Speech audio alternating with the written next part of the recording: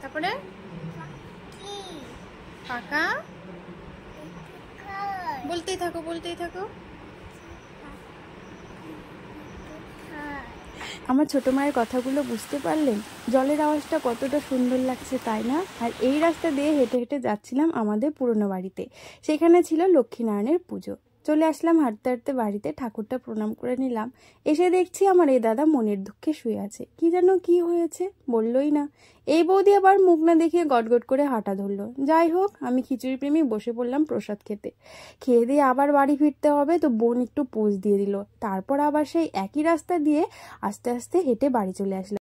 বাড়ি এসে দেখি ইনি আবার জানালার মধ্যে বসে বসে কিছু একটা করছেন। অনেকক্ষণ ধরেই লক্ষ্য করলাম, বেশ ভালোই লাগছিল। ছাদে গিয়ে দেখি কি সুন্দর ফুলও ফুটে আছে। তারপর এখান থেকে তো এত সুন্দর একটা দৃশ্য।